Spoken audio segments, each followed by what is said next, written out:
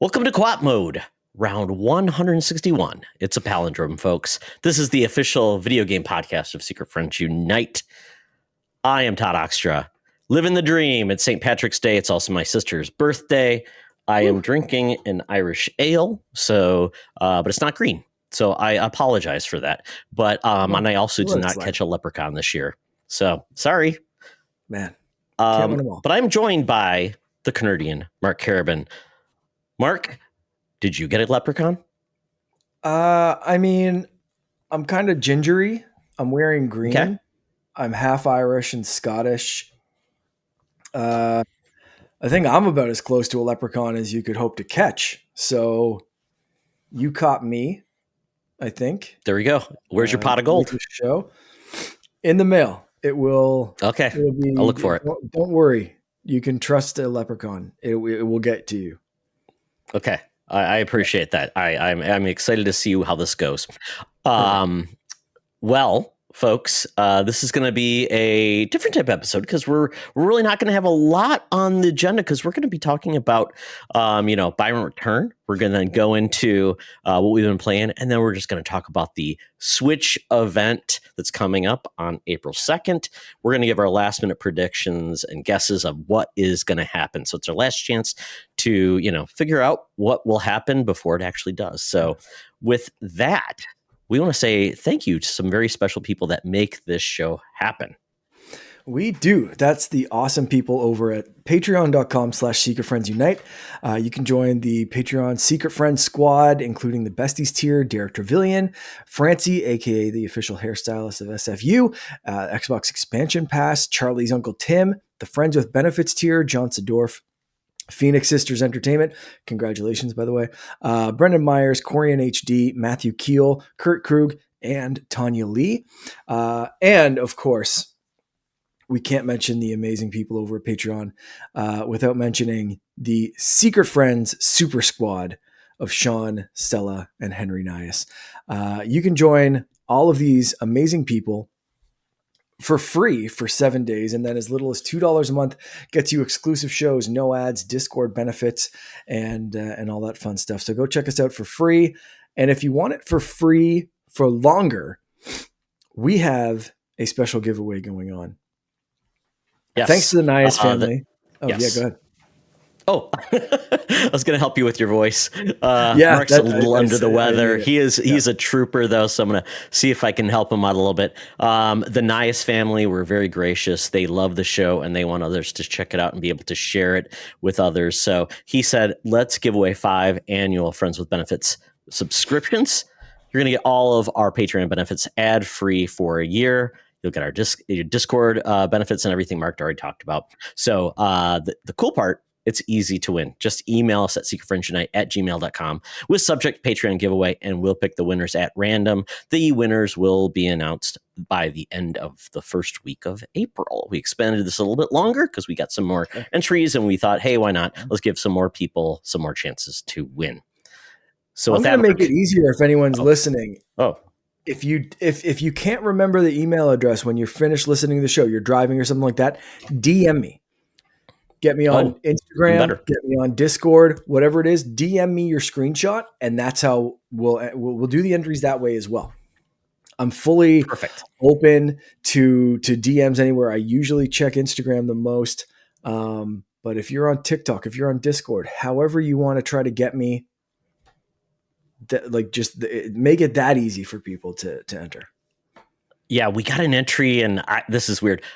They asked if I was entered, and I'm like, yes. Did you already do this? And like, yeah. And I'm like, oh, okay. So something's missed. So we're checking junk mail, we're checking everything just to make sure nothing gets missed. So yeah, if I haven't replied, because I'll tell you if I get your entry. So if you did do it, you don't get it. DM us on socials, and then once again, you can DM myself, Secret Friends Unite. All our socials are open. Do it, and we'll make sure you're in. So good luck, everyone. We can't wait to see who gets these. So with that, Mark, it's that time we talked about the best console reveals a while back, but now we're getting to the worst console launches, Mark. We've got the Sega Saturn, the PS3, and the Virtual Boy. Buy, rent, and return all of these infamous systems. Oh my goodness. And I would say at this point, they all had their own baggage, and it was a very hard road ahead for them. Yeah. So, Mark, we had a couple people. Well, we actually had Brian Horan from our Discord who gave us his picks. He said, Yes. all right, so buy rent return. He says buy PS3. Ended up being a good console after launch. It was just a launch disaster. Still a 7 out of 10 console. Yeah, $599. Yeah. Giant enemy crab. Hit the enemy for what was it? Their weak point. Get a second job. Any more That was memes? the Oh, kicker. Red Racer. Anything else? Or Ridge Racer? Yeah. Did I miss anything else? Yeah. Rent Virtual Boy. Even though it had a very limited library and was kind of way ahead of its time, it would be really cool to experience one innovative platform. Yeah. Very small library. We're talking Super like small I think library. 8 games in the US. Which Yeah, I think you can if even you play on the have, 3DS now. I was just gonna say, if you have a 3DS, jailbreak it. It's very, very easy. Again, DM me for instructions and links or whatever. Don't worry about it. And In you can play Canada, the the entire law library. can't get them. Yeah, now come at me, bro. You can play the entire library, and I will walk you through how to do that. So anyone curious, message me. I also heard there's a way to do it on Quest. There's a way to do it in VR, There's got to be. which I That would be think would be fun. I cool. need to check that out. I really But need to check that out because it really works on 3DS, and I've only done it on the 3DS. 2DS, I don't know if it would have the same pop because you need I don't think 3D so. for some of these games. Yeah. But if you have a 3DS, 3DS XL, anything with 3D, try it out. Yeah, I'm assuming those systems. There's so many of them that they're not that expensive. Pick one up. You know, there's so many versions too. Pick one up if you find it, and there's ways to have a lot of fun time with it. Especially make it your kid's first system. It's perfect for that, and then you can play the Virtual Boy because you don't want to hurt you don't want to damage your kid's eyes. So Mark, watch out for Finn. And then lastly, Sega Saturn. Every console in this generation did better than the Saturn, including the N64, even with Nintendo's inability to read a market and want for the discs. Saturn was beginning of the end for Sega consoles. And of course, Dreamcast had some cool games. Unfortunately, a little too late. Yeah. So, and if anybody doesn't know, the Sega Saturn, what was infamous about that was they announced it at E3 and they said it's available now. Nobody was ready for it.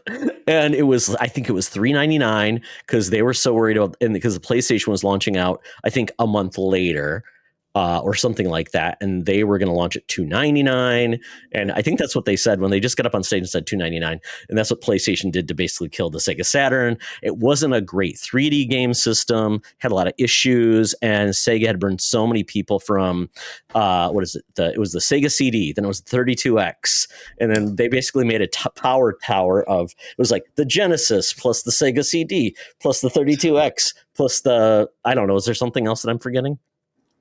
I can't. I just remember the Tower of Power, just ridiculous. Yeah, and they were after that. They're like, I don't even know anybody. I actually don't know anybody who ever owned a Saturn. I'm trying to remember. I think my uncle may have owned one.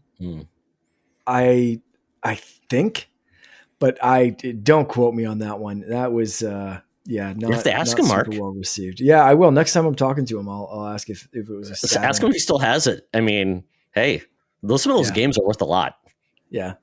Sure, it's floating around. If that's what it is, or whatever it was, I'm sure it's still floating around somewhere. Solid picks, though. I mean, yeah, I mean, Virtual Boy, like we said, it was $179 when it launched, which was a big deal. And from what I was reading, that Nintendo, the only reason they really got into this, because apparently they looked in the technology, they thought it was very interesting. But the reason they launched it is because the N64 was delayed. So like, we just got to have something out there, which is so unlike Nintendo. Like Nintendo doesn't move for anybody. So for them to do that and then essentially not really support it it was like their shortest supported system too. It was like, I think I think it was pulled after a year. Yeah. Which is crazy. Didn't last at all. And you had this launch of a couple of games, single color, hard system to sell people because you can't portray it properly. We just talked about this on a 2DS, but you can't portray it properly on a 2D screen. So how do you how do you show people the value? And nowadays, most people have tried on or kind of are more Mm-hmm. familiar with the concept of VR or something like that. But for this, back then, it was very novel. So you can't really, you, you can't really portray that in a commercial of like, hey, step into a new world. You can jazz it up all you want, but until people actually step in the thing, but then the hardware just also wasn't good. And I played a Virtual Boy, I know someone that had one, Did it and use even as a batteries or kid, did it use a cord? I believe it was plugged in. I Oh know the wow. controller was plugged into the headset, and the headset stood on a table. So even Well, they as had a a little kid, stand, yeah. even as a kid, I would have to be kind of like hunched down and Yeah. playing like that. So I can't even imagine trying to do that as an adult in any kind of comfortable way because it didn't have a strap. There was no It didn't way. have a strap. I wonder why they didn't do a strap. That seemed that would have solved a lot of I problems. wonder, right? Like it's Yeah. yeah, but it definitely would have. Maybe it was too heavy. I don't know. I can't remember the Yeah, they weight didn't of want this kids like stupid having thing, neck pain and neck issues. It's like, right? yeah, these But it kids were all would, showing up at the like, ER think with of a Virtual Boy microphone neck. stand Well, yeah, like this, and think of like bending down to get your eyes into the microphone. It was wildly uncomfortable, and I was 12 or something. It was crazy. Um, and definitely not portable. Like you said, if it had to plug in, sit on a table, it's kind of like not exactly a boy of any point where a boy was all portable. And then it was right. red and black. Red and black was an interesting, color scheme. They did green and black on the Game Boy, so different color approach. But yeah, different And approach to this. if I'm not mistaken, you started getting reports pretty quickly afterwards, or maybe even before launch, but reports of it's giving people headaches. It's Mm. causing eye strain. It's causing this, it's causing that. Don't get this for young kids, which is Nintendo's demographic. So you can't just toss it at some kid like a Game Boy or an SNES. It was like, okay, you can get this, but you can only play it for 30 minutes at a time. No, we're used to Nintendo being the babysitter. Why are we going to fork out more money for this thing when we already have a Nintendo at home that can just be our babysitter in front of the TV? There's all these restrictions and news stories and just a ton of stuff just damning this thing for everyone. It was such a wild mislaunch. Yeah, it came out in 90. It came out in 95. All I could find It out was on, I didn't even 11. find much Wow. on the launch details. It was announced at E3. I couldn't find any like pictures of E3 with anybody demoing it. I couldn't see anything at all for this. So it was like kind of like a stealth launch just to get some noise. But once again, it was right in the middle of Saturn, Yeah. PlayStation, and all these things. And then N64 came a year later. So kind of crazy period of time. Yeah. Yeah. So there you go. And then I already talked about PlayStation 3. Yeah. Disaster Yeah. launch, no big titles to launch with, $599. Only, I think it had backwards compatibility, but they also scared people at first where they were going to give you the boomerang. The boomerang never came. Oh yeah. Uh, Yeah. yeah. And then they said no rumble. Rumble is the thing of the Right. past. It's got six axis. Yeah. Yeah. So this was prime Sony arrogance at the time. That. Yeah. Yeah. It was It. huge. Looked like a George Foreman grill. I mean, what else you want? Yeah. Okay. It. So If you could break the PS3 launch down to one word, I think it would be arrogant or arrogance. I think you nailed it. absolutely. Yeah. Absolutely. Every video game system maker, typically after at least, if not always the second system, at least the third system. Yeah. And Sony, I don't believe they're that arrogant with the PS2. And then Xbox was arrogant after the 360. So that was their third system. Oh So yeah. typically, Yep. it doesn't take long for you to get high on your own supply. So Yeah. with that, Mark, everybody's got a little background on these if they're a little too young to know these systems. Yeah. What would you buy, rent, and return? Um. This is a tough one, and I like the reasoning of PS3 ended up being good, so I think that's probably going to be my buy. Um, it ended up being a good console. It started to catch up. It was, they fumbled the launch spectacularly, but it's at least a fun one to make fun of because it didn't sink the company or didn't it wasn't a disaster if you did buy one at launch. Like, you still had years of enjoyment, unlike Virtual Boy or Sega Saturn, which was just, like, you think about that as the downturn of Sega, and it's like, oh, that's kind of sad. And like Virtual Boy was just such an epic fail. But at least PS3 turned it around. So I'm going to go buy for that one. I think I'm going to rent the Sega Saturn, because even if that is the console that my uncle owned, I did not put a ton of time into that.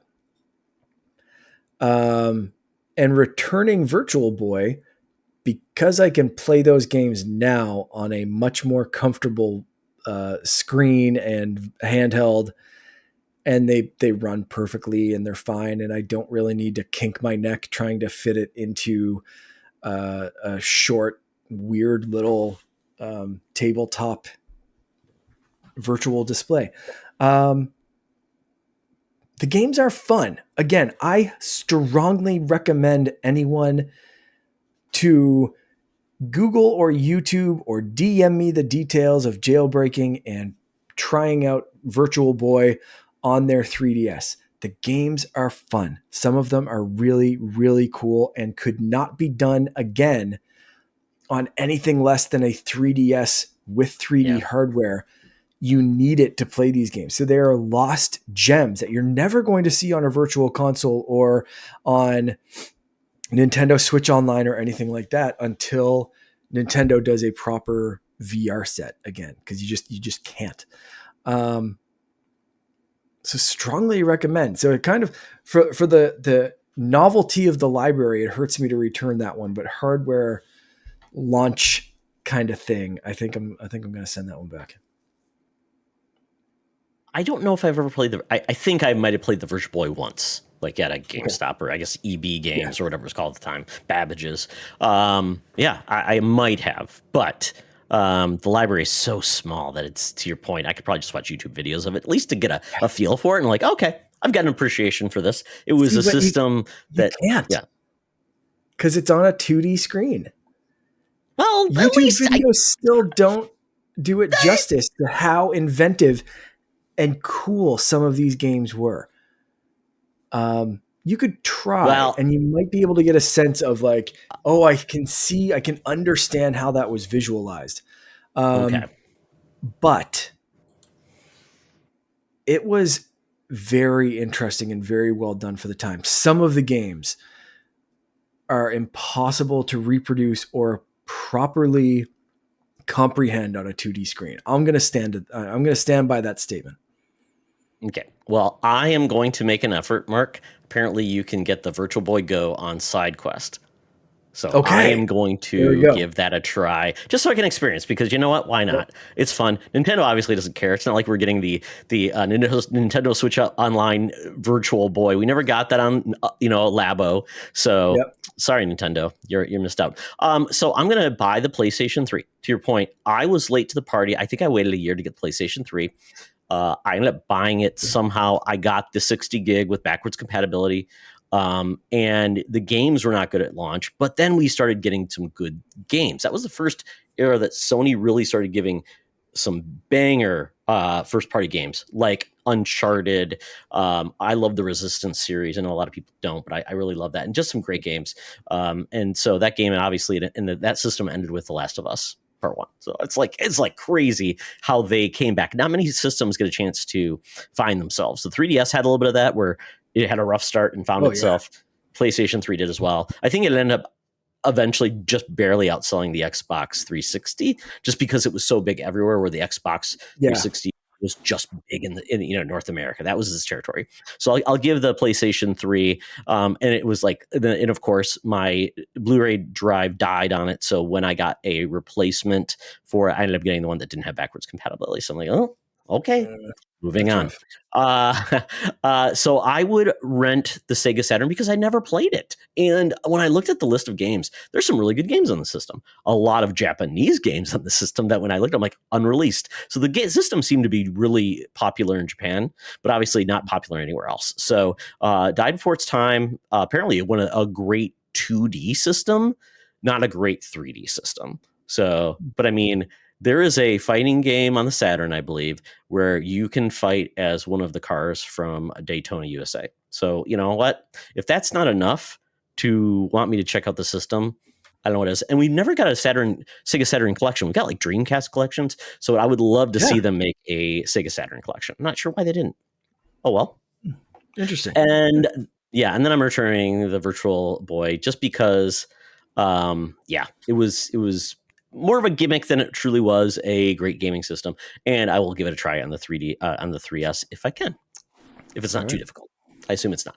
Oh well. It is not. It may be difficult to find the games, Sure. but if you happen to know someone who has the games Mm-hmm. already and Mm-hmm. could like maybe, I don't know, send you files of completely unrelated things But they've got to or be like put them huge. They've got in. at least got to be like 5 megabytes Yeah, I'm going to put them on or a something like that. massive Yeah. server Yes. and Laser ship disc. it You can down. put them on like a laser disc, maybe Uh, a zip disc of the time.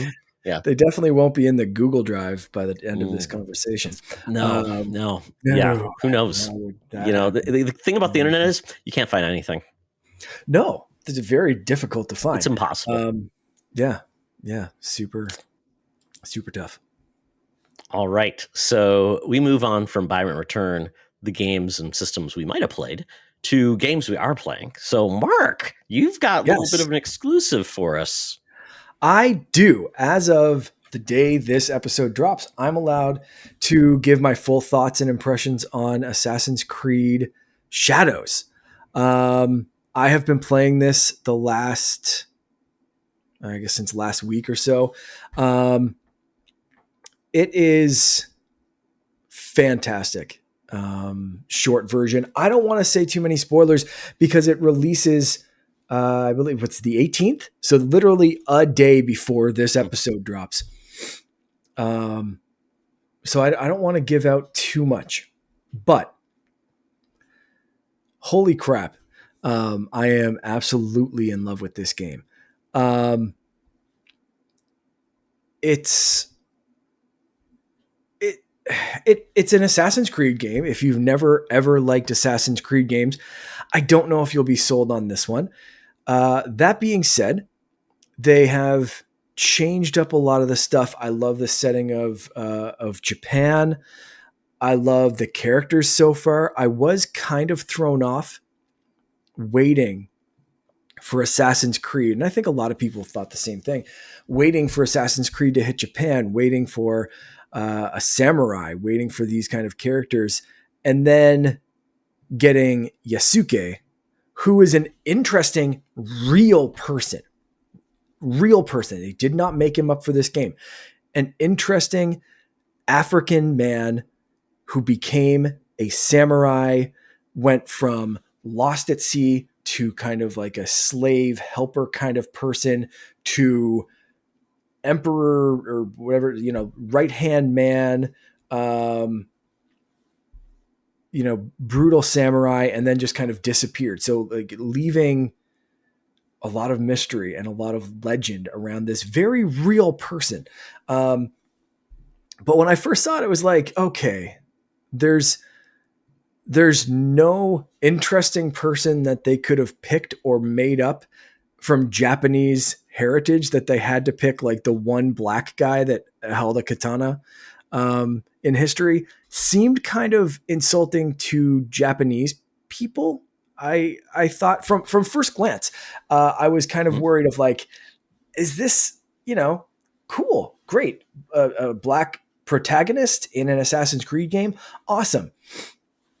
But I was wondering where the story would go, and I can happily say that he is a very interesting character. Um, but but after a brief introduction to him, you switch over to Naue, who is the stealthier, faster, agile, um, more shinobi style fighter, and her story takes center stage for most of the intro. And you can again, I'm trying to avoid some spoilery Sure. kind of things, but I'm happy to say that it does delve into her village, her family, her traditions, her story, basically. Um, Diving into Japanese culture at the time and doing a really, really interesting job. Yusuke, like I said, amazing to play as, combat oriented. He is a tank. When you hit something with him, they feel it. They might not get back up. Naue, a little bit more stealthy, a little bit more agile, still hits hard. Man, she can take down a squad, and it's fun. Um, but yeah, it's really, I'm really enjoying it, and I'm loving the pacing of this one.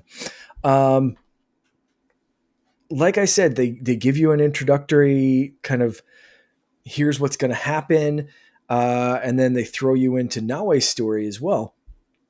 And there are parts of it that are slow, but it's in the best kind of way. It's genuinely heartbreaking at times, and this is all before the opening title card. Oh, Like wow. you Okay. get this heartbreaking slow introduction. You get to meet both characters, and then the Assassin's Creed Shadows title card breaks it. So like this is, I'm so back, from spoilers that, but that's all I will say about that part is there are genuinely heartbreaking bits of this where she just breaks and you wonder how she's going to put herself back together. Or if she will put herself back together. Will this all be flashbacks and you're starting at the end of her story? Because there's some things there that it's just like physical and mental anguish, and you feel it all. The motion capture, the voice acting, the animation, they're really pushing what next gen can do, which I love, because I think a lot of Assassin's Creed games, even that have come out this generation, have been kind of held back by last gen's hardware. But yeah, montage, opening thing, all of that's beautifully done.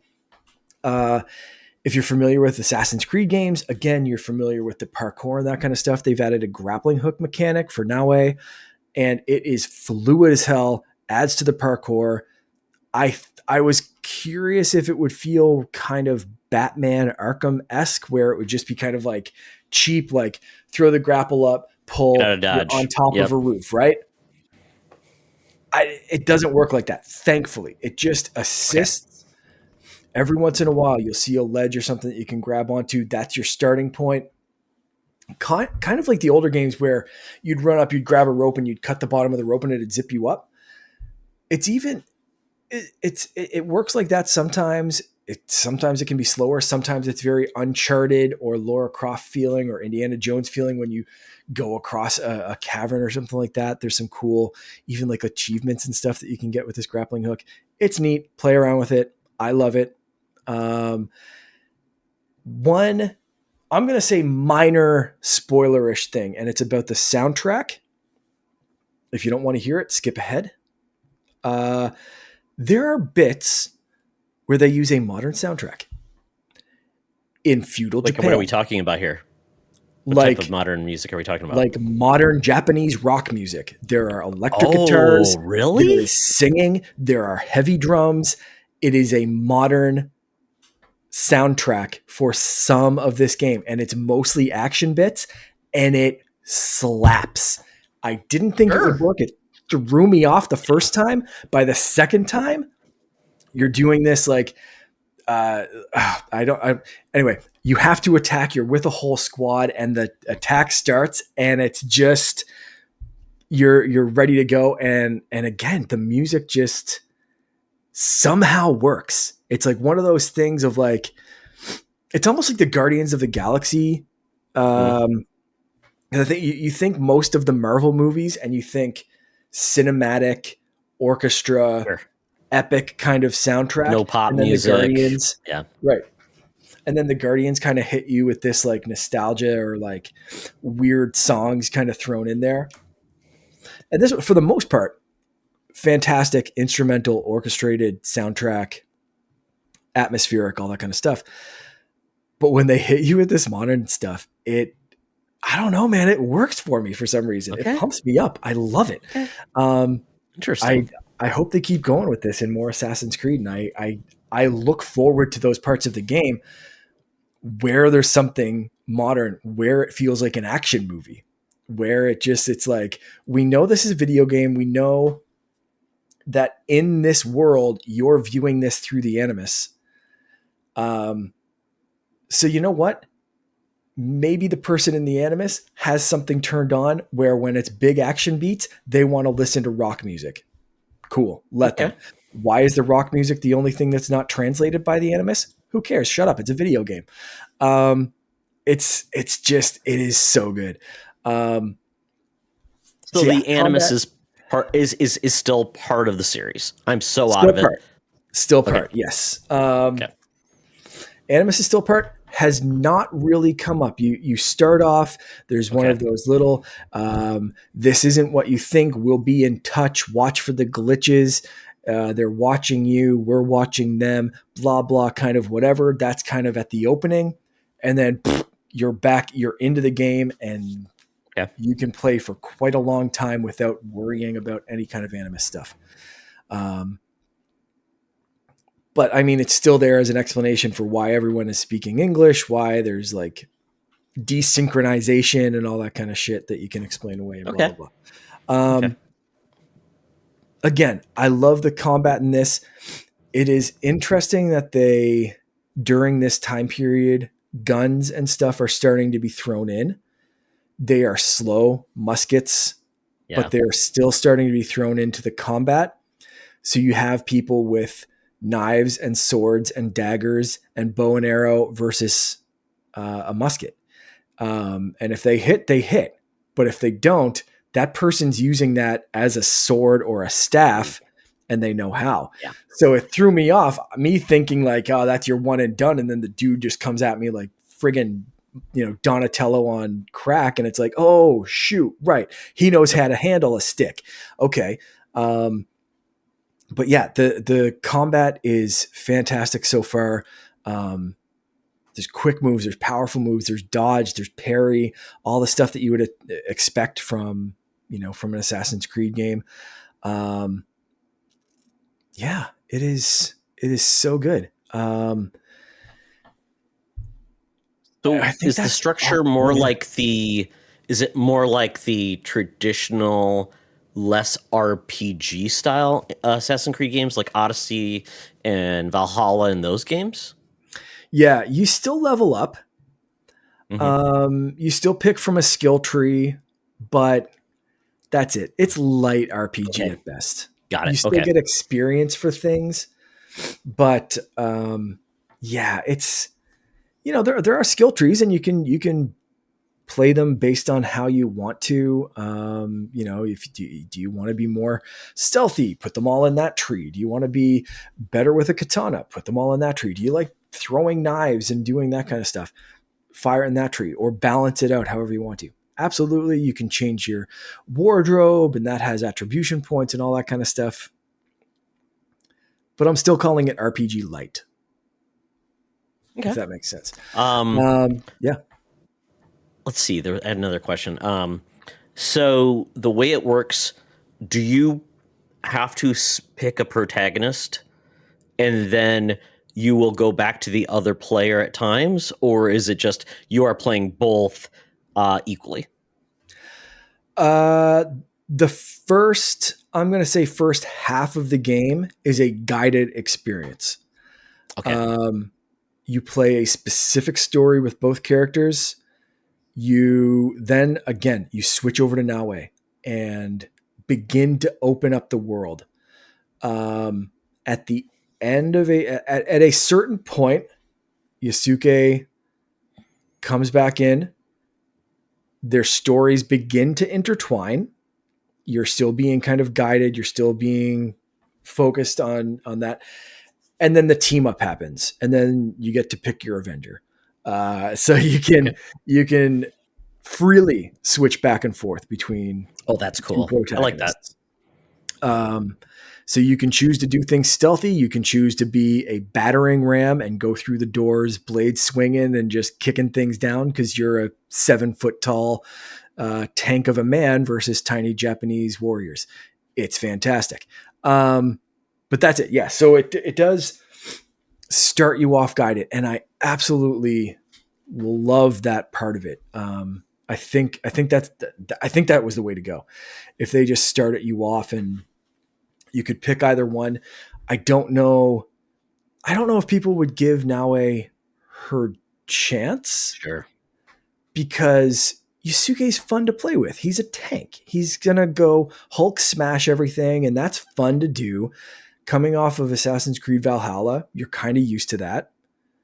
So going back to a lighter, faster, stealthier character who can get knocked back, would you focus on her? Would you find that balance? So I think they played it right. Yeah. Yeah, I always wonder about that because it's like a lot of games. Oh, pick your class right at the beginning. Yeah. It's like, Yeah. but what if I don't like it? Do I have to start again? And it's just like, or you pick a character and it gets to frustrating because you feel like you're FOMO. It's like Destiny. I always felt like I had FOMO. I wanted to play the Titan, but I picked the Warlock because I'm like, I think the Warlock looks cool. But I'm like, then I see what people are doing Titan, I got jealous. So it felt like instant regret. And I'm like, am I having as much fun as I could? Whereas this, it sounds like you are introduced to both. You understand how both operate. And then it gives you the freedom to say, you can swap out if you want and have a good time. I like that. Yeah. Yeah. Super cool. I think that's about all I want to say at this point until people Okay. can get their hands on it. Then I'll kind of come back and give my thoughts. I haven't finished this game yet. So I need to finish it off, and hopefully in a couple of weeks I'll be able to do that and come back and really give some more complete thoughts. I can absolutely say this is the most I've been into an Assassin's Creed game and determined to finish the story and see all the things and do all the stuff in a while. More so than Odyssey or Valhalla, even. And You'd still I be like playing Valhalla today, Mark, if you tried to finish Yeah, it. yeah. And there are so many side quests in this. You can Okay. always find those Okay. side quests. You can always find fun little caves and things to go in. One last thing I need to say. Not only can you pet the dog, but it keeps a record of the animals that you have stopped to pet. Aw. So if you stop to pet a baby Shiba Inu, it records that. You stop to pet the mom, you get a little title card for that as well. It is Why are you picking fantastic. your mom? The mother dog, not your Oh. mom, the I'm mom like, you pet of the the mom. baby I'm like, dog what that do I just these? mentioned. Jesus. Anyway, it does that, and then there's other little breaks. It reminds me of like Breath of the Wild or a Zelda game in the best possible way, where it's like the world is ending. We need this. We need to do this right away. Oh my goodness, who did this? We have to solve this big mystery. Oh look, there's a little wild pig over here. Let's go sketch it. So there are points in the thing. You'll see a little marker as you're working through the map, and it'll be, oh, there's a wild pig and her baby. I gotta hide in the bushes. It's a stealth mission. But the only goal of the mission is to draw a cute animal. And it does this great little animation of Naue sketching out the animals playing. And then you can put the artwork up in your home base. Oh, that's cool. There's also a base building mechanic. I didn't mention that at all, but it's a great part of it. I love that in, what was that, Assassin's Creed 3 Brotherhood? Where you could build out the base and kind of have operations. Was that with Leonardo, or was that what it was part of, or no? Was that something? Yeah. Okay. Yep. So you could do, missions and different things, Revelations, Brotherhood, whatever it was. Awesome. Love that. Like send scouts out, get resources, gather things like that, and then keep building out your village kind of thing, and getting more characters that you meet along the way and saying, hey, come live with us. They're raiding your village. They raided my village. Come live with us. We're building a community and I'm going to protect it. Fantastic. I freaking love it. So I'm in. There's something, like I said, incredibly tragic about it, but I think it has the Disney effect of like, Disney kills off a parent at the beginning of a movie. So you're emotionally connected to this, and Yep. watching watching some of the like stuff that happens in this game, you feel that like, yeah, I want like retribution for my village. Yeah, I want to find out if this person's still alive or if that person, because you do start to do flashbacks and get pieces of like what led up to other events. Um, so there's some that it's like you meet the person and then they go off and you don't get an ending to that story. So you're like, is that person going to come back? Are they dead? Do you find out later? You know, like all of those things, but it hits that like I said, that Disney emotional thing of like, I'm invested, instantly invested in this character, and the emotional weight of that bit before the title card is like, oh shit, yeah, I'm fully invested in this and I need to finish this story. And I need to have fun doing it, sketching cute animals and finding like bandits while I'm also like, you know, fighting the feudal lords of Japan. And it somehow all works wonderfully. That's really cool to hear. I mean, I one of my favorite games last gen was Ghost of Tsushima, and it had moments of like make a haiku. I mean, that was just like Yeah. kind of crazy. And then it was also, oh, chase the foxes. Oh, they're so cute, Mm-hmm. and you can pet the fox. Yeah. Love things like that. And I don't know if you got a chance to watch Shogun. Shogun's amazing. Love the show to pieces. It's amazing. Blue Eyed Samurai is one of my favorite Netflix animation shows. So I love this era. And because obviously Ghost of Tsushima and Rise of the Ronin are only on PlayStation, this is great that other people can play around in that world. I mean, Sekiro was another game, but that was from and way too difficult and hard. So I think this is cool that it's there, and I'm glad to hear you're liking it. And if you were not a big fan of the RPG heavy Assassin's Creed games that took 18 days to beat, it sounds like this is more for the folks that really, really enjoyed some of those things. It's updated to be, you know, more of a modern game and not falling back on the same tropes, which is cool. Yeah, absolutely. Well, excellent, folks. Well, awesome, Mark. Thanks to Ubisoft for helping you out with this. This is great. Yeah, thank you. Ubisoft Canada did provide me with a code for this. That's why I'm being able to play it early and provide this review for launch day. So yeah, thank you as always to Ubisoft Canada for hooking me up with this one. It was really cool to see that land in my inbox, and holy crap. Yeah, someone who's played every single game in the series, like this one's instantly up there for like one of the ones that I'm most engaged with right out of the gate and want to stick with all the way through, which is very rare. Excellent. Well, check that out. Check out the game. It's out this week.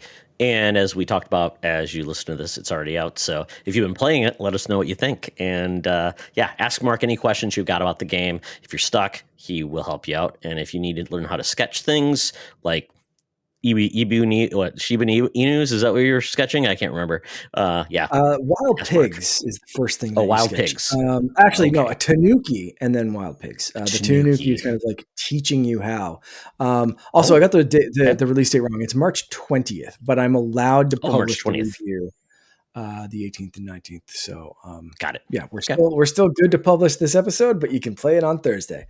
So enjoy. Yeah, check it out on consoles, PC, and Ubisoft Plus if you like that service. So check it out. Yeah, and it's available for in the Mac app store. Like, there's a Mac release as well. Amazon Luna. Holy cow! You can play this sucker anywhere. So probably GeForce now. I think they're doing it, supporting it now. Ubisoft Store, App Store. It's just available just widely. So yeah, go check it out.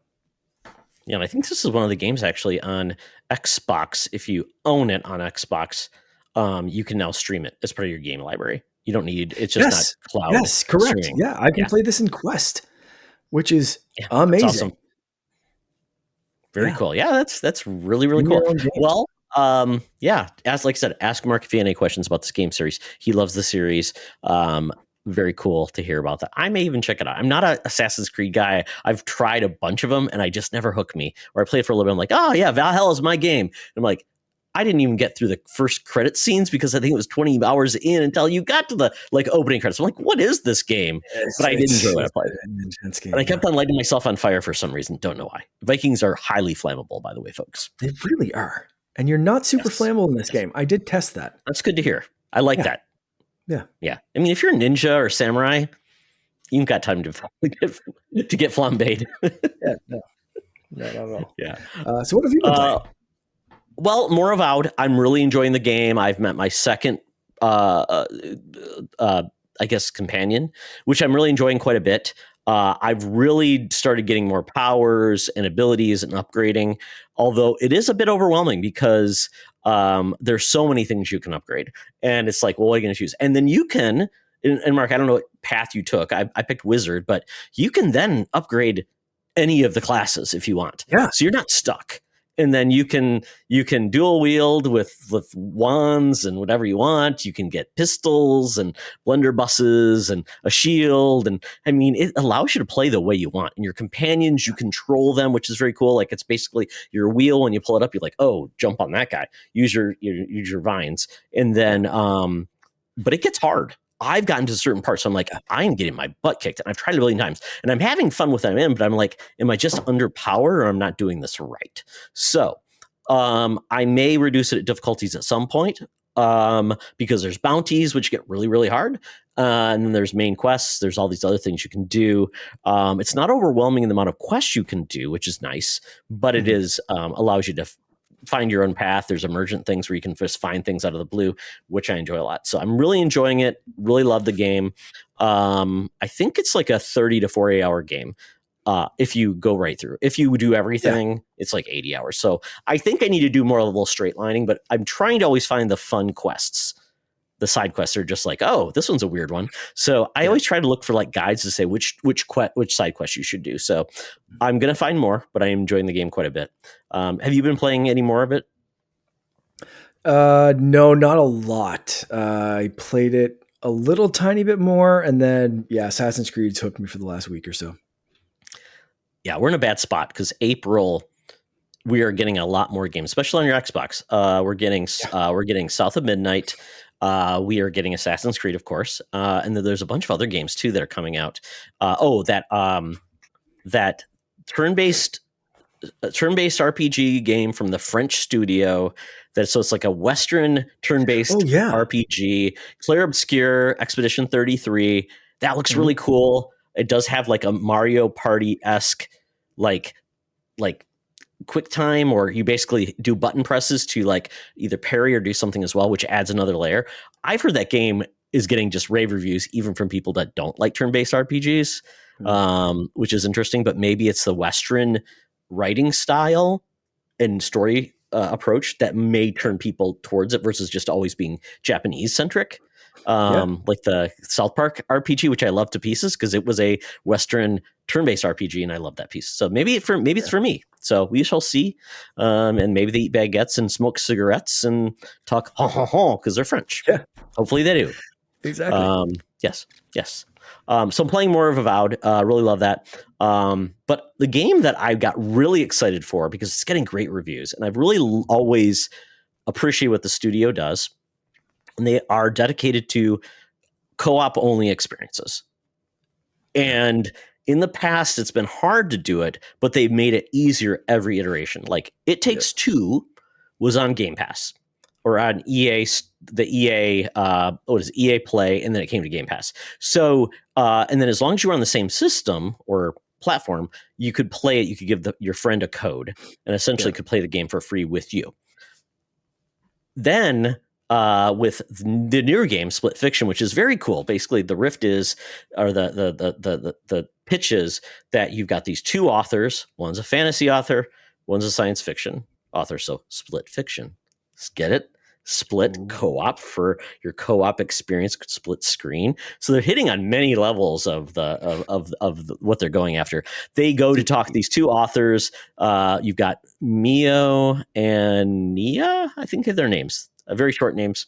One is a science fiction writer. She's kind of edgy, kind of dark, kind of snippy. And then we've got Mio, who is the British fantasy writer who just, as you would think, kind of stereotypical, like, oh, I like fantasy. And so it's like, it's very cute, but it ends up being a odd couple type of experience where they're going to this publisher, they're unpublished, they're going to get their ideas published and get paid for it. Mark, this is where it goes off the rails. So this is really at the very beginning. So I'm not spoiling anything. So you go to this publisher called Radar Publishing, and it looks like it's a science laboratory. Like Norman Osborn obviously owns this place, and it's like they're a publishing firm, and then they start pitching it to you. The CEO looks like he's very cocky and everything. Everybody's wearing lab jackets. My wife has that's been not a red published. flag at They have all. never. She's never had to talk to people in lab jackets to publish her book. So then they say, oh, well, we're going to make it a interactive experience where you live out your stories and they come to life. So basically they go into the animus, like a bubble where they go into it wearing these suits. And they're like in suspended animation. The one science fiction writer gets spooked out and doesn't want to do this. So she freaks out. Everybody else goes in and she ends up getting, well, this is the premise. She ends up getting pushed in to the bubble with the fantasy writer. So obviously hijinks ensue. And that's why the two characters are together between their two, science fiction fantasy worlds. And that's where the fun starts. So I've played this twice. So the fun part is with this version, if you own a game on any platform, you can play with someone on any platform. So I got this on PS5 from Gamefly. I played a couch co-op with my son, which is great. And we played the characters. And at the beginning, you can pick either character. So it's making it good because then you can try a different experience every time you play. So that's one thing. And they let you have multiple saves and multiple starts. So it's not like when you play with one person, then if you play with another person, they have to start at the same level you're at. You can start with a new game, or you can also do chapter select. Just say, hey, I play this with somebody else. Can we go to chapter 4? Sure, why not? So it's very flexible to have a good time and not feel like you're repeating the same opening 18 times. Because I did that with two people. So I did it with Logan on the couch. The couch co-op's great. Works really well. It's a split screen. Works really well. And the whole dynamic is you are helping each other going through levels with different mechanics. It is fully utilizing so many game tropes, memes. There's an Assassin's Creed joke where you fall into a bale of hay, which is great. Nice. They said, "Oh, you have to have a leap. You have to have a leap of faith," is what they say. So obviously, it's from that. But they are doing a lot of the same mechanics. You get wall runs. You get like ledge crawls. You get, you have to get through this thing. So somebody has to launch something, and I like it how it's fantasy has certain aspects, and then the one science fiction level you play, you're cyber ninjas. So one gets like a laser whip that can throw things. And then the other person gets a ninja sword that can attack things, but also uses inverted gravity. So you can throw your sword to a level and you're upside down.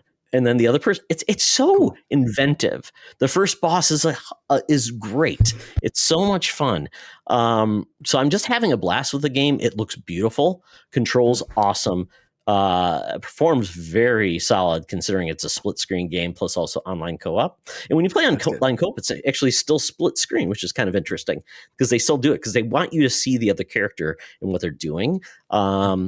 It can be challenging, but I think it might be a game you could play with your kid at a certain age if you have a younger kid or a spouse. And I played it online with Chris John. We played it. He was playing it on PC. It's very easy. You basically you just have to be EA. You have to have an EA ID, and then you friend them. And once they get it, you can send them a request. They install it, and you're good to go. It is a big game, though, but it's super easy.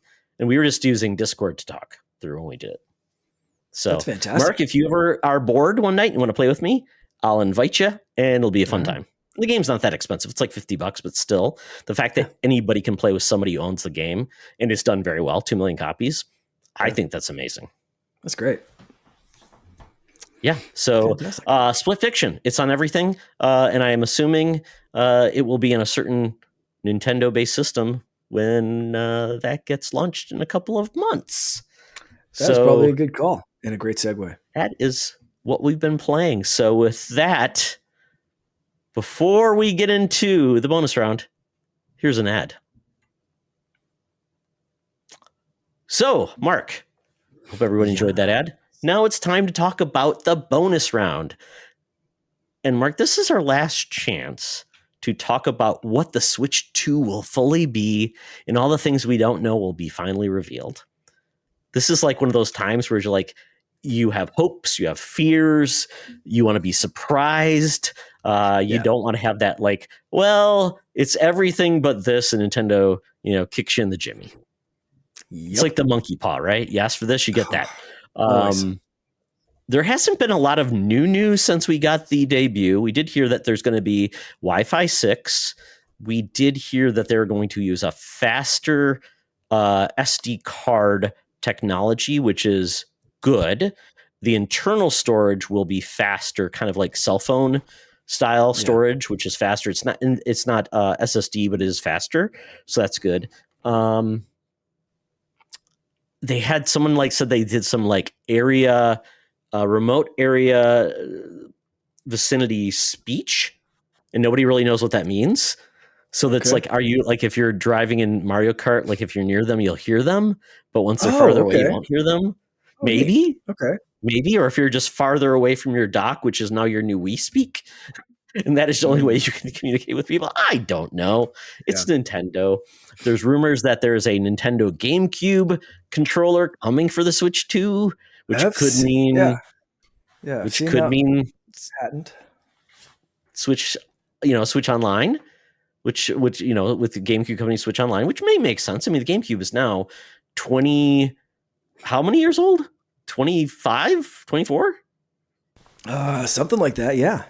Yeah. It's I mean, it's basically the N64 was on, even on the what 2001. was it? Yeah. Yeah, 24 and then the years old. GameCube was on, or N64 was on the Wii. Yeah. Wasn't that on the Wii eShop or Yep. Virtual Console? Yeah, It so it's was. like it's not been that long. So I don't know, any other things you've heard that about the system before we get into like our predictions. No, I was gonna say I saw the GameCube thing today and like the patent applications and sketches and all that kind of stuff. So seems reasonable. I don't think GameCube emulation is wildly difficult. Um, yeah, I think that'd be great. We got what we got Super Mario Sunshine, right? On that Mario 3D collection. Yep. We also got Galaxy and Galaxy 2, no, just Galaxy. So we Just got Wii Galaxy. uh, We. uh, emulation to ascend, or port, or whatever we call it. So I think it's feasible. Yeah. See, and I don't know how they did those games. I don't know if it was packaged emulation or a port as like running on Switch hardware natively. I'd have to look into that, how they did that All Star collection. Yeah. So, but as we know, a lot of Interesting. the little handhelds we own, people that can buy those handhelds, those Chinese handhelds that are amazing, can do GameCube ports and run Yeah. Dolphin. So you know what? I Yeah. think the Switch 2 could probably handle it. So we'll see Yeah. what Nintendo does. We'll see that they're basically just ROM ports, and we're like, yep, they got them for the Pirate Bay. Essentially. um, Yeah.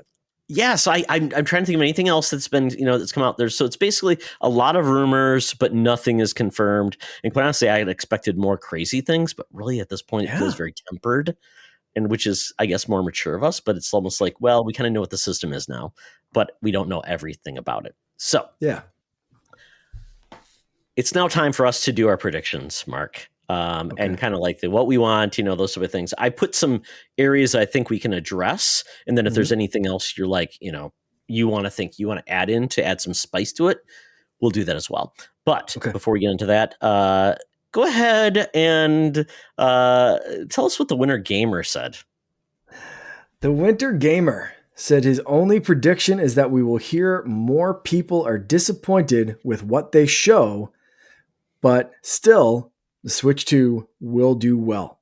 So you're going to get those people that are saying, oh, they didn't show a game that's interesting for me. Oh, I can't believe they only did this. Oh, it's just why didn't they call it Super Switch? It's not a real sequel, blah, blah, blah. And then they'll go out and buy 2 copies. I think he's right. I think so too. No, I mean, any direct, any conference, anytime they have one, it feels like not everybody's finds something to bitch about. Yeah. So even Yeah. though they'll be like happy with 95% of it. Oh well.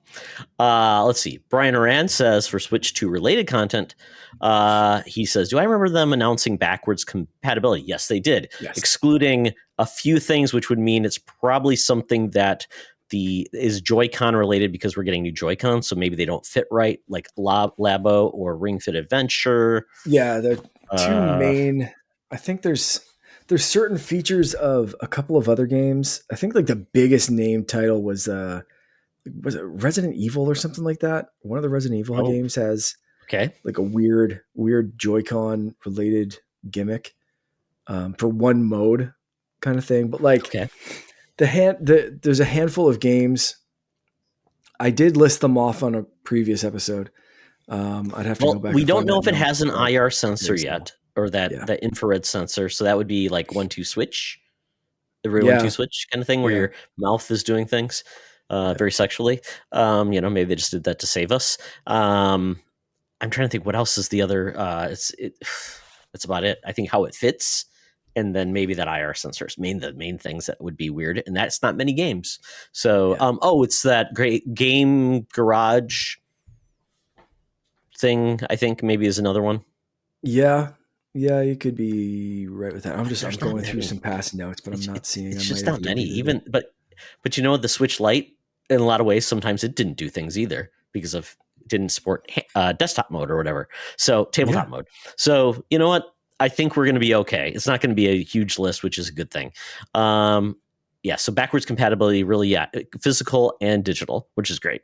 Other than that, he says, I feel like sales may not be that great. They are due for a few flagships, though. So, like Mario Kart, New 3D Mario, Metroid Prime 4. Better be a banger, though, and give me Prime 2 and 3 on Switch, please. Which is weird. We never got the Switch, the Prime 2 and Prime 3 remaster after we got one.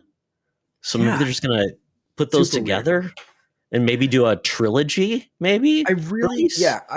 So I'm going to just jump right into one of my predictions here, and that is Metroid Prime 4 is shown off as what I'm thinking is a launch showcase title. Hmm. This is the Breath of the Wild of this generation. This is like, yeah, it works on the Switch, but the place you want to play it is Switch 2. It's going to be synonymous with the Switch 2 launch. It's going to look beautiful. It's going to change the gameplay in some meaningful way. It's going to knock people's socks off.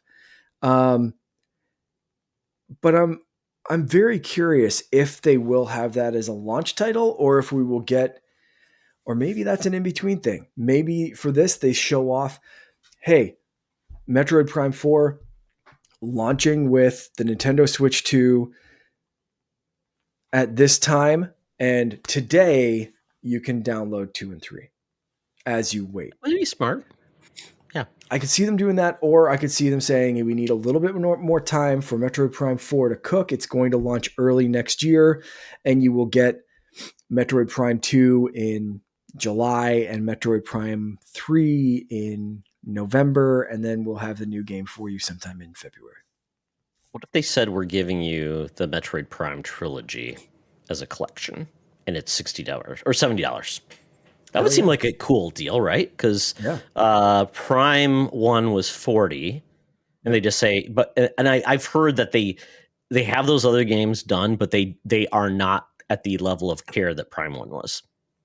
So more like a fresh coat of paint, but not like what they did with Prime 1, which felt like, wow, that's bringing that game alive. So maybe that's what they do. But I think Yeah. that could be something they could do. Yeah, so I think that could be really interesting. Yeah, but I've heard rumors that Prime 4 is going to have a big showing Yeah. at the launch. So I think that's true because we did see more of that game and it's been cooking for a long, long time. So I think that's a good pivot to get into the questions I have here, and we can get into more Yeah. as well. So I said, Mark, we need to at least, predict price, launch date, and if there'll be more than one version. So what do you Okay. think? I think.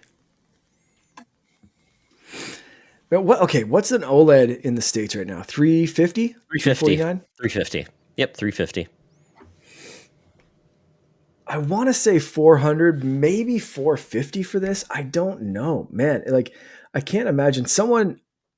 I was talking to someone today who said they heard a rumor that it's going to be $500, and I just feel like that is absolutely crazy. But maybe that's And like I a. know. I, Do you want to like know the inflation calculator for 2017 at $300? What it is in 2025?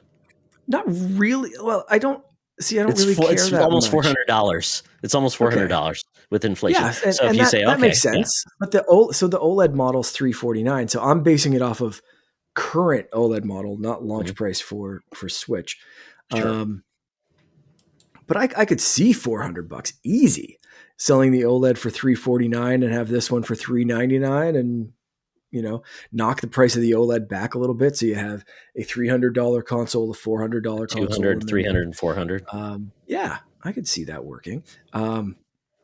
But when you get to $500 console, um, what's a PlayStation 5 go for right now, US? Oh, it's you can get one for $400 right now digitally with Astrobot.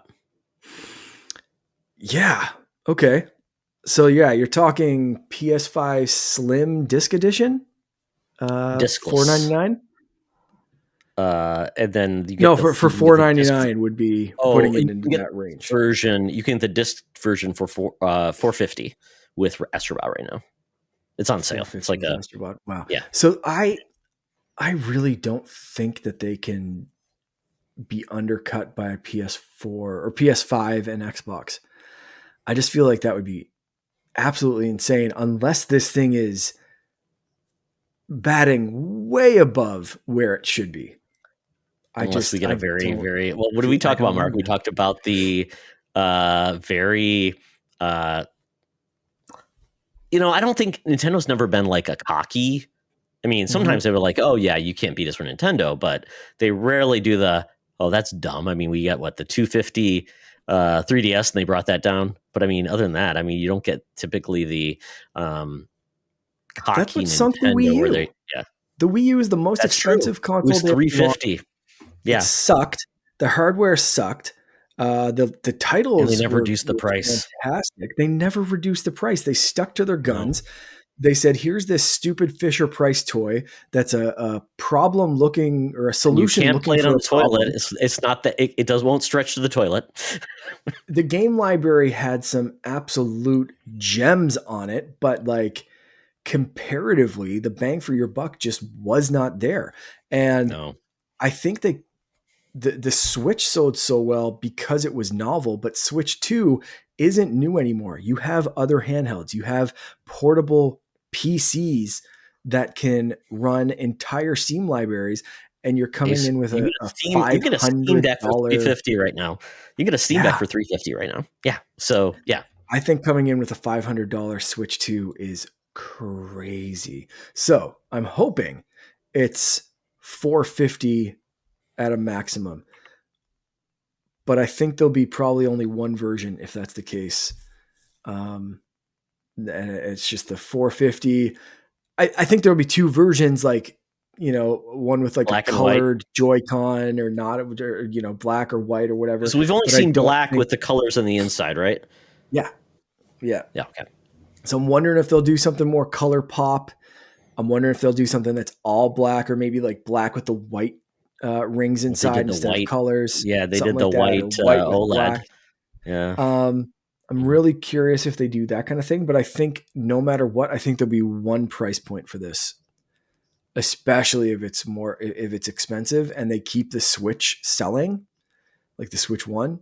Um, yeah, I can't see them doing a confusing Wii U launch where, oh, here's the base model and here's the upgraded one and here's what this one can do and you can't do this with that one. It's like, Yeah. no, just learn your lesson from that. Launch the Switch 2 and call it a day. The 8 GB versus what was it? The 8 GB 32. Wii U versus the 32, which is Yeah. like, and it's $50 difference, and one is black and one is white. It's Yeah. like, okay, very weird. When does it launch? I'm sticking to what I said late May, early June. I think I Okay. said The first time around when we first got that Put that early launch June trailer, just to be safe. There you go. I said follow a similar timeline. You're getting like May 19th ish area, May 20th, Okay. 23rd. They could push it back a little bit, but I'd say late May, early June. That's a good window. I'll give you, because I think that's in the wheelhouse of being feasible. Yep. Okay. What are you thinking for that? I will say $400, because I think they're going to be like, inflation, things have come in, they're going to protect themselves, but it will be in line with our expectations. And it does set up the $200, $300, and $400 entry points of systems, kind of like they kept on the 3DS for a while, and they did other things. So I think that's fair. So I think $400. I do not want to get political with this statement or question at all. Just throwing it out there. Mhm. Are tariffs that your country's government is putting on other countries, are they potentially going to start affecting consoles and stuff coming from Absolutely. Japan? Is Japan, China, like that's Unless where they are these things are built? Yeah, unless they're assembled in a place where, like, say, Indonesia, are we Right. putting tariffs in Indonesia? So Because I've it seems heard like the other tariffs are kind of worldwide at this point, right? Like absolutely, they've hit absolutely. a lot of different countries, my own included. And it's So various things too. It's like certain various things have certain levels, and it's like, yeah, and how are you picking this? and then some It's other all over things the are just place. kind of blanket. Anything coming from this country Yep. as a whole is. Like So I'm European liquor, worried that it is now a $200 yeah, 200% tariff. European liquor. It's like, okay, yeah, that's it's very crazy. random. Um, Maybe someone at a certain Mar-a-Lago owns a winery, and he wants that to be the official winery of the United States. Don't know. Again, Couldn't tell you, Mark. I'm not going to get into the political ramifications or reasonings for it. I'm just curious if getting a console in Canada will be comparatively cheaper than, say, getting one in the States with a 25 or 20% extra tax on before it's imported into your country. If a Very lot of countries curious will be question. smart, they will find a way to get their countries outside of the US and directly import into their country. Like, do they use Yeah, Mexico, or do they use like can't use Mexico some anymore. They're hit too. European port of contact? That's where I'm like, I'm not sure how it works with Canada. If they get the majority of their consoles through the US, do they go through like Mexico? Do Yeah, I'm they not get? sure. I'm assuming they're not getting. I mean, is it I slow mean, boat into your Nintendo of ports? Canada is a thing. They do have a Canadian subsidiary. It's Is not that through big. Vancouver? I believe it's in Where's Vancouver. they headquartered? Um, Okay, I think maybe Vancouver. I'm not 100% sure, but I which know would make Nintendo sense does have because A getting Canadian subsidiary, and I know they do specifically Canadian things like having French on all of the boxes alongside English, yes, so it's not the same boxes that you're getting. Excuse me, getting in the States. So uh, maybe in the past they have shipped them to somewhere in the States and then up to Canada. But I imagine that Nintendo of Canada would be working around that if there are extra yes, levies and tariffs placed on that. it Like, would hey, make ship sense them to use directly to Vancouver as BC their hub. and let's get Yeah. rid of this and save Canadians 20 or 25% or whatever it is. Just a question. Again, do not want to get into the league, No, it's not even political political. It's just it's ramifications. economical, Just a because realistic question for your country right now, because they seem to be tossing them on everything and anyone, which is it's what they're doing. Just a fact. So I'm very curious if yours is going to be relatively like dollar for dollar. Will you pay 20% extra for a new console? It's going to be interesting to see. And it will be interesting to see if just Nintendo padded the price to protect themselves. Just inflation, everything else, Maybe. and just say, Yeah. that's what it is. And Nintendo typically doesn't lean into new gen tech. They typically lean into tried and true technology through NVIDIA. So they're not going after the latest and greatest NVIDIA Tegra chips. They're going to use something there. When they went to OLED, they went to a 720p OLED screen, which is obviously what even has a 720p screen now, even on a phone. I don't know. So, and I don't think we're getting OLED. I think we're getting an LCD screen, but the LCD I screens are think so. still pretty good these days. So there's going to be things that they're doing. It's going to have a lot of RAM, but once again, a lot of things they're not using NVIDIA. They're not using SSDs. Yeah. Sorry, did you hear my cat? He's making a lot of Nope. noise. He's looking for tariffs. Uh, um, sorry. So yeah, I'm curious what they do too. Their tech sounds like they're going to have 16 gigabytes of RAM, which is great. Which leans me into thinking we're actually going to get in-system voice chat, which is great. So that would be Ooh, that'd be amazing. great. Yeah. Problem with the Switch was it just didn't have enough system resources to do voice chat plus. So it sounds like this time it will be okay. So I'm going to say $400. I think we will get 2 colors, but yeah, no like variable differences in what they actually do. It'll just be like we got what was it, like the all black, and then we get the all black plus black, or we got all black and then black plus blue and red Joy-Cons. That was the only difference. The tablet itself at launch of Switch It was all black. Yeah. All that was that was the tablet. So the Joy-Con were red and blue or the 2 grays. Yeah. That was it. Take it, leave it, whatever. And they've done the same thing with the OLED. You can get the white version or you can get the blue and red. So stands to reason that I'm just curious what the second one looks like at this point. Is it going to be inverse? Is it going to be like color with a black ring? Is it going to be something that we haven't expected yet? But I think we will get 2 colors, 1 price point. Okay, cool. Yeah, 2 colors, 1 price point, $400. I think we're in the same boat. I am thinking, because we're getting the reveal May 2nd, we do have those events that are around the world that they're going to showcase it, but that doesn't mean that they still can't launch anytime, because they still have to show the people the system, because not everybody's going to buy it at launch. But I do believe we'll be getting into, I'm just looking at my calendar really quick to see our dates. And if I look at this right, we have E3. Nintendo will probably have an event. So if they can get the Switch out there before, they can talk about like, hey, here's what's coming. Our event showed this, and E3 launched, the games come out, and then this is what's coming in 2025, 2026. Yeah. So, and I think what is Jeff Keighley's Summer of Gaming Adventures, Summer Game Fest, SGF? I think that's June. If you look up SGF, you're going to get some weird things like Shady Grove Fertility. So I'm not sure why. I'm just looking up Summer Games Fest when it is, Mark. So I don't know. I don't know what you get when you search SGF, but it says it will be June 6th. Right. So Memorial Day is a U.S. holiday, not anywhere else. So it doesn't really matter to Japan. Doesn't matter to the rest of the world. So you know what? I will say, I think I'm in your camp. I'm going to say it's going to be May 26th. Ooh, all right. Specifically locked down a day. I love it. Well, that week. So, I mean, I don't know. When did they launch anything these days? Is it a Tuesday, a Friday, whatever? Yeah. So I'm going to say May 20th, is May 26th, the week of May 26th. Okay. Because you've got like May, June. So.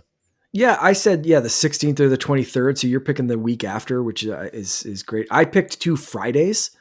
Okay. So you would technically be the 30th if they launch on a Friday. Sure. And I don't know if they would say, because if it's worldwide, then like, are they going to try to avoid I don't think they avoid anything. Nintendo doesn't. No, they launched Switch on a Friday because everyone got theirs on Friday, and then mine arrived freaking Tuesday. I'll pick May 30th. We'll go from there. Okay, cool. Right. We got that settled. I think we're good to go. We're all in kind of the same ballpark here. What's the launch lineup, Mark? New Mario Kart. Are they calling it New Mario Kart? Do you have a name? I think Mario Kart 10. I think we're at 10, right? Some people are saying 9. I think we're at 10. Well, 9 was Tour, right? That's what I thought. Yeah. Okay. So 10. Metroid Prime 4. Ah, man, I want to say, are we launch lineup or launch window? If we call lineup the launch lineup, which is games they focus on, let's just the games they highlight in the showcase, which will be out in the first. I think they're gonna showcase another we saw Mario game. So when we saw that Switch event or the Switch One event, we saw the Mario game, which came out in the fall. Yeah. Are you think Yeah. we're going to see games that are all through the fall, Oh yeah, or do you think absolutely. not? Yeah, Okay, for so sure. okay, just give me the Yeah. games you think will be shown Okay. in the window of what they showed. You know what? I'm gonna leave it at a 3D Mario game. So Mario Kart 10, Metroid Prime 4, 3D Mario game, and I think they're going to be a big third party swing. I don't know if we'll see. I mean, we could even see something like, depends on how powerful this thing is, but we could see something like Assassin's Creed Shadows or games that have just been recently launched on other consoles. Um, I think there'll be some partnerships, some surprising things from like Microsoft with like Sea of Thieves or a couple of games that use mouse control. Um, yeah, so I think that big third party swing, and then Pokemon, Mario Kart, You Metroid, said 3D Pokemon too, Mario. because I think ZA, it's show Pokemon ZA. that's Yeah, fall though, right? yeah, I think they'll still show it and show it Okay, running on Switch too, because the Pokemon Day announcement trailer thing didn't say yes or no to a Switch 2 yeah, announcement. So I think they'll be smart to just like, it's a freebie, right? Like we already know about the game. yeah, it's a game I think coming, they and can it's also going to just, be in. Yeah, yeah, show that. Um, I'd love to see like the next Animal Crossing, Pikmin, like any of those kind of big swings, but I don't know if they're for this announcement trailer. I don't know. What are you okay. thinking? One. So, Mark, you know what? I'm gonna echo at least the Mario Kart 10, the Metroid Prime 4 being. These are the games you're gonna get. There's something for Yeah. the the everyday fan, and something for the hardcore. Because I think at this point they realize that the hardcore gamers are going to buy these games. So I think that's cool. Yeah. Um, other than that, though, that's the hard one because it's like I remember at the Switch One, it was 1-2 Switch, um, Arms, and Right. then Breath of the Yeah. Wild. Right, that was the three games that launched day one. They had a bunch of indies that like got some traction. They got some Yeah. games that Snipper were smaller that clips. got some tractions. Yep. Is it Was it snake Snake? game? What's the other The snake Snake something? game? Yeah.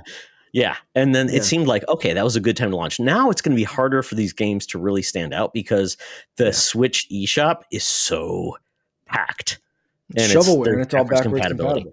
Yeah. Exactly. So I am curious if we'll see any games that just really like, wow, this is an indie that, I mean, may, you know what? I'm going to put my flag in the sand. Hollow Knight Silk Song shows up. It's the Wow. game All right. that is going to be there. We're going to get Hades 2 showing up Ooh. with the Okay. official release because it's been in beta. Yep. That's going to be a big game too. Then we are going to get, I think we will get finally Microsoft Game Studios showing up. Now, the Yeah. game that will launch is going to be interesting. And that's where I'm thinking it may be the Master Chief Collection. Oh I'm shit! wondering Wow. if that's Wow. the right pick, or maybe it's Sea of Okay. Thieves. It might That's could be what I both. was. It could be I was like thinking Sea of Thieves or Civilization or one of the Age games, something with a mouse pointer control, RTS game. yeah. I mean, I'm trying to think of Maybe any other some. games that would work for Nintendo, but maybe it's Sea of Thieves and Master Chief Collection are the ones that show up. And maybe I'm trying to think of any other games that fit. I just feel like that could be a game that could really do well. Yeah. Um, and maybe this is my stretch goal. I'm thinking we could see. I don't know. I don't want to. I don't know if I want to get that crazy. But we could see a PlayStation game that's already on PC because we already saw Mm, some other games come to. I was going to say Astrobot, but that's too early for a game like yeah. that. But I'm trying to think of a PlayStation game that would work really well on Switch. But I think Master Chief Collection, see if these definitely third party, and I think we Yeah. could see. I'm trying to think of any other games, but I think those are the two from a third party that would really be like, oh, Microsoft's all in on this, and maybe Yeah. even so they still own the one game that got published and people loved by Microsoft, and it was sold off by Tango Gameworks. Hi-Fi Rush. They still Oh, own yeah. that, right? So Hi-Fi Rush may come out too. That would be a Yeah. game I think would be do really well. So I'll put that in there too. And then the game you Okay. mentioned, and I do think we'll get a 3D Mario, but I think it's definitely going to be the fall game. So, Okay. Yeah. And I don't think we're due for a Splatoon game yet. So that's where I'm going to land. Okay. Yeah, that's fair. Although, wouldn't it be awesome if ARMS got a second chance? But probably not at launch. Yeah. I Okay. wonder if we're killing backwards compatibility with Ring Fit, will we get another one? I think that's smart. I love the game so much. Yeah. But now that it's not going to be supported, it would make sense to say, this Ring is Fit the new 2. Hoop. This is the new sequel. And by the way, the game itself, Ring Fit 1 is also still available digitally, but it works with your With the new Hoop. accessories. And then here's the new one. Yeah. Or maybe it's Yeah, it'd just be smart they resell smart it. thing for launch. Yeah. Oh, maybe what if they just said Ring Fit Deluxe and it's Ring Fit, new Hoop, and also comes with like DLC or something. 100% could see them doing that. I mean, that makes sense because, why not? People love that game, and if it doesn't work, they'll buy it again. I would buy it again because me why too. not? It was so much fun. So Day one. I think that would happen. That would be awesome. I mean, it's great. So yeah, Ring Fit. Fantastic. OS upgrades and features, Mark. This is the stuff we have not seen yet. We've not seen a Switch 2 turn on yet. We haven't seen what they're going to do. There's been so many things that people want the Switch to do, and it just never did. Yep. So what do you think? GameCube on Nintendo Switch Online. Weirdly, I think the layout's going to be mostly the same. They might do something cool with it, but I think the Switch grid kind of, for the most part, kind of works. I'd love to see them do some themes rather than just dark and white. But yeah, I don't know if that's going to be the big swing. I don't like with the name Switch 2. I really wonder if it's just going to be like, iPhone 15 and iPhone 16. It's like, okay, well, the iOS version This is changed. Nintendo OS. Switch OS. Yeah. And they've done those incremental versions of the OS since Switch launched. But I would, instead of seeing them swing for the fences with a new OS, I'd love to just see the thing get snappier, take advantage of the Switch 2 hardware. That eShop. That eShop is, man, it's slow. Sluggish. Yeah. It is slow. So like same OS, hardware improvement, win, or like a pared down OS or something if that's the issue. Like I don't need a single visual change. Again, aside from like maybe some themes or something that'd be fun if it could handle it. But like I would happily take 0 theming changes, 0 OS visual changes, and just have the thing actually perform. You're a man of limited, basically anticipation of what they'll do. Like, give me something that works and it's faster. That's all. I just want something that works. I get it. Yeah, I get it. What about yourself? So Mark, do you know how much RAM the current Switch has? I'm going to guess 4 gigs. Absolutely. You know how many gigs this is supposed to have? 16? Yes. So we don't have to be beggars anymore, Mark. I mean, we're simple men with simple needs, but I think we can be a little bit more anticipatory where they say, yeah, sure, this is Switch 2, but this is going to be the Switch with a lot of personality. And I think we're going to get back to where Switch used to have a lot of personality. You think of like the Miiverse, you think of like the eShop with a catchy tune. You think of like those stamps that were beyond the 3DS, all those things, folders. I think we're going to get a lot more of that. I think we're going to get themes and we're going to have fun. Kind of think of like those backgrounds you get with like Xbox and PlayStation, where they Yeah, that'd be they great. play with your background, and Nintendo could So fun really on benefit from that. 3DS. Yeah, yeah. Yeah. So I think we're going to get dynamic backgrounds. Mm. I mean, they I even think sold those for 3DS. I mean, that you could buy themes. exactly. Yeah, exactly. So I think we're going to get dynamic backgrounds. We're going to get themed every. So I think we're getting rid. This is the scary part. They're getting rid of the Nintendo. What is it? Rewards program or whatever they're calling it. They're The getting rid of that gold thing. coins or whatever. Yeah. Yeah, Yeah. the gold coins, everything. So I think they're going to go deep more into like digital rewards, and they're going to introduce something. But that's where it's going to be more towards all these things you're going to purchase now will just be to sell back into the system. And the first hit's 3, like, you can get this from there, Yeah. but then you can also pay more to get this. So I think that's where they're going to go to, but dynamic backgrounds, but they're also going to go into themes, and they're going to Yeah. sell you things, or you can get rewards that you can use it on that. I don't think you're going to get physical rewards anymore, even though Yeah. I've got a ton of them. So I'm going to buy some more before I leave. So I think that's where they're going to lean to digital rewards, stickers, things like that. Personalization will be king on this. Maybe even like background music while you're playing. Obviously, Nintendo Switch music is a thing. Maybe that becomes more of a pervasive thing where you can just have the sound in your Get that Switch as app. you're going through Yeah. everything. Exactly. And maybe it's themed. So you get music, you get icons, you get everything that's themed with it. So I think that's where it's going to be. I don't know how the extent they'll do it, Mark, but I think this is going to be the Switch with personality, because I where love else can that. they lean into? It doesn't look much different, but at least they can make experience inside more fun. I think people will be amazed because people loved everything about the like the eShop on Wii. So I think we're going to get music within the eShop. I think the eShop is going to be a little bit more fun as well. It'll be a little less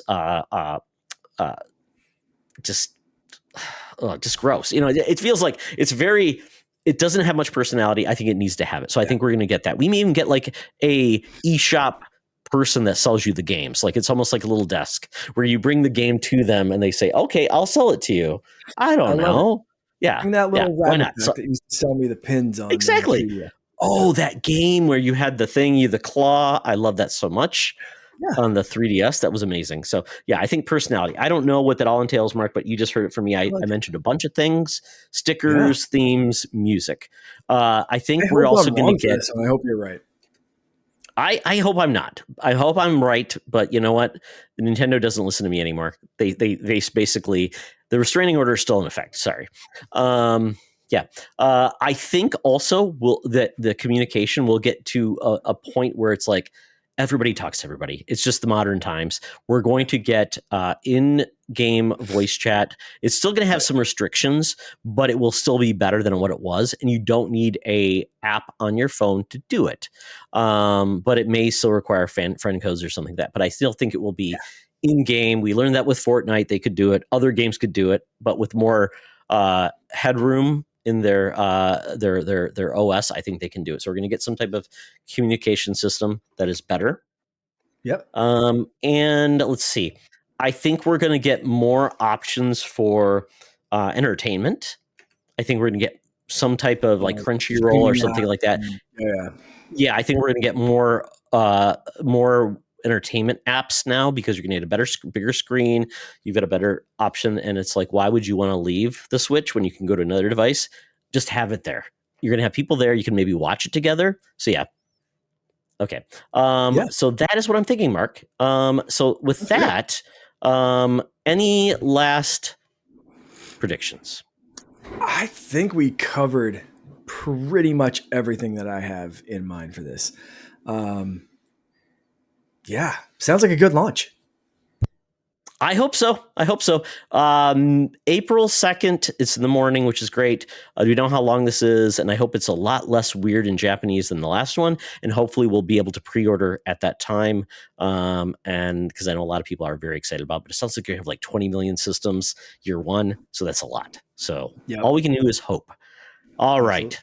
So Mark, we got through this. So with that, I'm assuming you're buying day one? I think so. As of right now, yes. We'll see. Okay. But yeah, probably. Okay. Yeah. And Logan has my Switch, so I have no Switch to play right now. So I have to buy a Switch if I want to play any Also, of these yes. Nintendo games. So we'll see how it goes. So Perfect. that is it for the show. Thank you everyone for the comments, the fun, the Byron return, and also your predictions with the Switch. We appreciate you. So Mark, before we leave, where can people reach you? Mostly Instagram, but also hanging out in Discord, Blue Sky, Threads, all that kind of stuff as Canardian_Jedi. Excellent. I am primarily on the Blue Sky these days, at Todd Oxtra, at Secret Friends Unite, on the Threads at T Oxtra, at Secret Friends Unite, on the Threads and Instagram there as well. By the way, I did post a very fun video about me eating some cool Lay's chips from the Asian mall. So if you want to see more of things like that, let me Yes. know. Yes. So there we Awesome. go. So, folks, thank you for joining us. Mark and I are always looking for more people to talk about the world of games. So if you're interested in talking with us, let us know. We'd love to have you on. And with that, Mark, thank you. Feel better. Get some rest. And Yes. remember, folks, it's always better to game together. This podcast is part of the Secret Friends Unite podcasting network, available on Apple Podcasts, Spotify, and podcast services around the galaxy, as well as video on our YouTube channel. You can support Secret Friends Unite by becoming a Patreon member, get bonus programs and more over at patreon.com/secretfriendsunite. Join our Discord community for even more discussions on all things geek. For all the latest updates on Secret Friends Unite, make sure to follow us on Threads at secret.friends.unite and visit secretfriendsunite.com. Find our merchandise at TeePublic and Redbubble. Thanks for listening, and may the Force live long and prosper.